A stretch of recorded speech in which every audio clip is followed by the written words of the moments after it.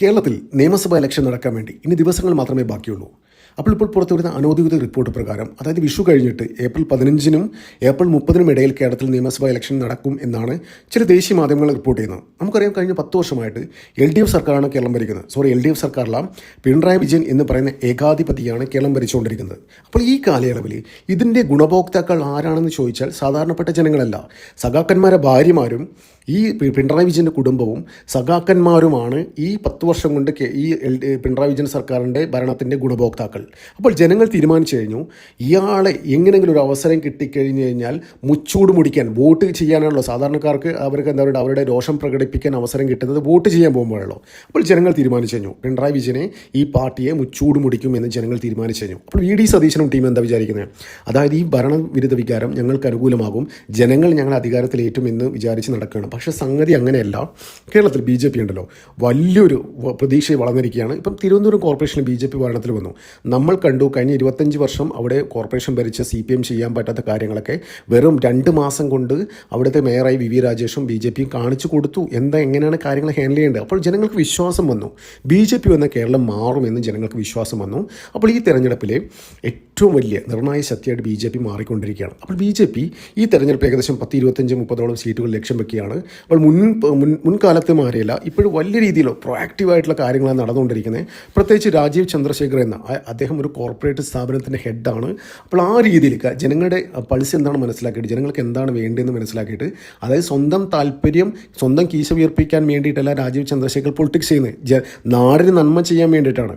അപ്പോൾ BJP എന്ന് പറയുന്ന പാർട്ടിയെ നോക്കുകയാണെങ്കിൽ party with a big difference, അതായത് വലിയ രീതിയിലുള്ള എല്ലാവരെയും ഒരു കുടക്കീഴിൽ എല്ലാവരും ഒരേപോലെ കണ്ടിട്ട് ആർക്കാണോ കഴിവുള്ളത് അവർക്ക് സ്ഥാനമാനങ്ങൾ നൽകുന്നൊരു പാർട്ടിയാണ്. അല്ലാതെ കോൺഗ്രസിന് CPM-ൻ്റെ മാതിരി അവരെ അത് നേതാക്കന്മാരുടെ അണ്ടർവെയർ കഴിഞ്ഞിട്ടും അവരുടെ അടുക്കളയിലെ പോയിട്ട് കാര്യങ്ങൾ ചെയ്യുന്ന ആൾക്കാർക്ക് കിട്ടുന്ന സ്ഥാനമാനങ്ങളല്ല BJPയുടെ സ്ഥാനമാനങ്ങൾ കിട്ടാൻ വേണ്ടിയിട്ട് ഏറ്റവും വലിയ പരമപ്രധാനമായ കാര്യം എന്താണെന്ന് വെച്ചാൽ കഴിവ് തന്നെയാണ് ഫസ്റ്റ് പ്രയോറിറ്റി.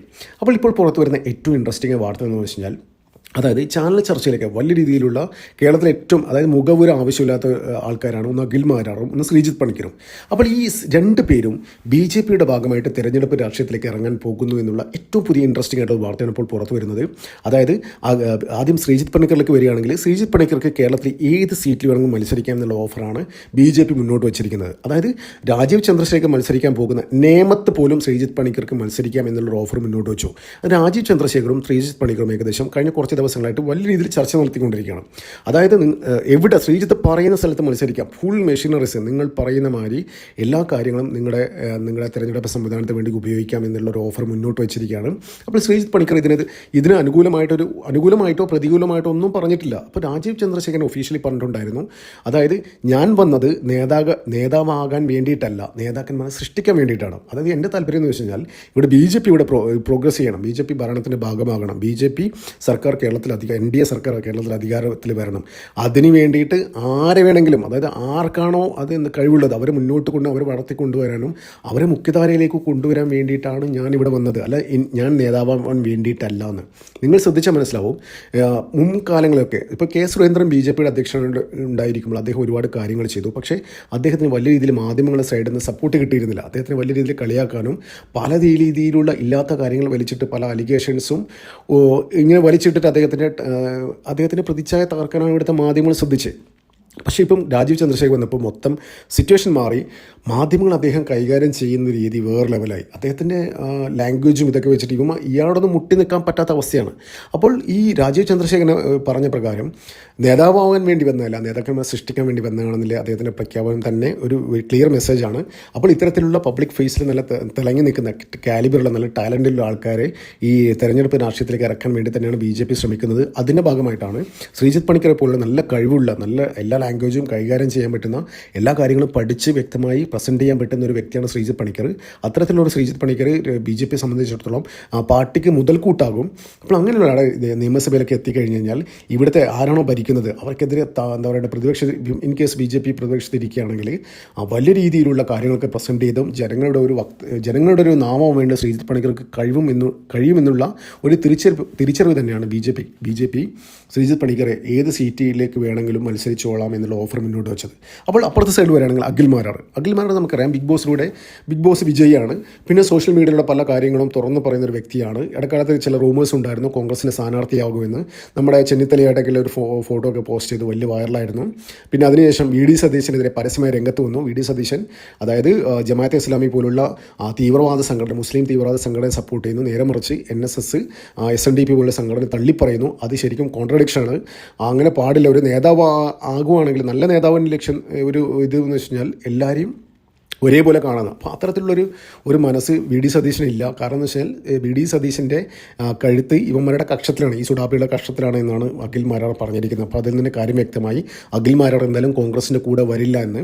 അപ്പോൾ ഇപ്പോൾ പുറത്തു വരുന്ന ശ്രീജിത്ത് പണിക്കർ ആയിട്ടുള്ള ഒരു പേര് പുറത്തു വരുന്ന റിപ്പോർട്ട് പ്രകാരം അഖിൽ മാരാർ BJPയിലോട്ടല്ല, അഖിൽ മാരാർ NDAയുടെ ഭാഗമാകും. സാബു ജേക്കബുമായിട്ട് സംസാരിച്ചു. 2020യുടെ ഭാഗമായിട്ട് കൊട്ടാരക്കരയിൽ NDA സ്ഥാനാർത്ഥിയായിട്ട് അഖിൽ മാരാർ വരും എന്നുള്ള ഏറ്റവും ഇൻട്രസ്റ്റിംഗ് ആയിട്ടുള്ള ഒരു വാർത്തയാണ് ഇപ്പോൾ പുറത്തു വരുന്നത്. അപ്പോൾ അഖിൽ മാരാർ മത്സരിക്കുകയാണെങ്കിൽ കൊട്ടാരക്കരയിൽ വലിയ രീതിയിലുള്ള ഒരു ട്വിസ്റ്റ് ഉണ്ടാകുന്ന കാര്യത്തിൽ സംശയമില്ല. ഇപ്പോൾ 2020 സ്ഥാനാർത്ഥിയായിട്ട് അഖിൽ മാരാർ കൊട്ടാരക്കരയിൽ മത്സരിച്ച് കഴിഞ്ഞാൽ അഖിൽ മാരാർ വിജയിക്കുന്നില്ല കാര്യത്തിൽ ഒരു സംശയമില്ല. കാരണം എന്ന് വെച്ച് കഴിഞ്ഞാൽ BJPക്ക് ഒരു ഫിക്സഡ് വോട്ട് ഉണ്ട് അവിടെ. പിന്നെ അത് മാത്രമല്ല ഈ 2020 എന്നുള്ളൊരു ഫേസ് വരികയും ഈ സാബു ജേക്കബിൻ്റെ ആ ഒരു ക്രിസ്ത്യൻ വോട്ടുകൾ അങ്ങോട്ട് കിട്ടുകയും പിന്നെ ഈ കേരളത്തിൻ്റെ ഒരവസ്ഥ കണ്ടിട്ട്, അതായത് LDF UDF മുന്നണികൾ വെറുത്ത ആൾക്കാരുണ്ട്. അത് ക്രിസ്ത്യൻ സമൂഹത്തിലുണ്ട്, ഹിന്ദു സമൂഹത്തിലുണ്ട്, അത് കോൺഗ്രസിനുണ്ട്, കമ്മ്യൂണിസ്റ്റിലുണ്ട്, എല്ലാ പാർട്ടിയിലും ആൾക്കാരുണ്ട്.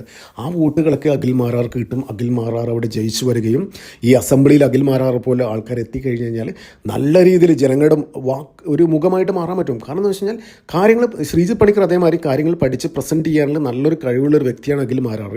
അഖിൽ മാരാർ സോഷ്യൽ മീഡിയയിൽ ഉന്നയിച്ച പല കാര്യങ്ങൾക്കും ഇവിടുത്തെ സഖാക്കന്മാർക്കോ കോൺഗ്രസ്സുകാർക്കോ പോലും ഉത്തരം നൽകാൻ പറ്റാത്ത സാഹചര്യം ഇവിടെ ഉണ്ടായിരുന്നു. അപ്പോൾ അങ്ങനെ നോക്കുകയാണെങ്കിൽ ഈ കൊട്ടാരക്കരയിലായാലും വലിയ രീതിയിലെ മാറ്റങ്ങൾ അഖിൽ മാരാറിനെ കൊണ്ടുണ്ടാകും. ഇപ്പോൾ 2020 ചില ആൾക്കാർക്ക് ഉണ്ട്, ചില കോൺഗ്രസ്സുകാർക്കായാലും ചില കമ്മ്യൂണിസ്റ്റുകാർക്കായാലും അവർക്ക് രാജ്യത്തോട് സ്നേഹമുണ്ട്. പക്ഷേ BJPക്ക് വോട്ട് ചെയ്യാൻ അവരോട് എന്തൊക്കെയോ BJPക്ക് വോട്ട് ചെയ്യാൻ അവർക്ക് ചില പ്രശ്നങ്ങൾ ഉണ്ടായിരിക്കാം. അപ്പോൾ ആ ഒരു പ്രശ്നം പരിഹരിക്കാൻ ഈ അഖിൽ മാരാറിൻ്റെ സ്ഥാനാർത്ഥിത്വം ശരിക്കും ഉപകാരപ്പെടും. കാരണം എന്ന് വെച്ച് കഴിഞ്ഞാൽ BJPക്കല്ല അവർ വോട്ട് ചെയ്യുന്നത്, അതായത് 2020ക്കാണ്. 2020 NDAയുടെ ഭാഗമാണ്.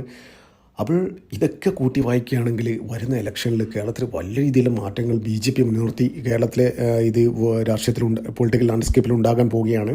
അതായത് നമുക്കറിയാം, ഇപ്പോൾ തിരുവനന്തപുരം കോർപ്പറേഷനിൽ BJP ഭരണത്തിലെത്തി. അവിടെ എന്തൊക്കെയാണ് ചെയ്യുന്നത് നിങ്ങൾ നോക്കിയാൽ മനസ്സിലാവും.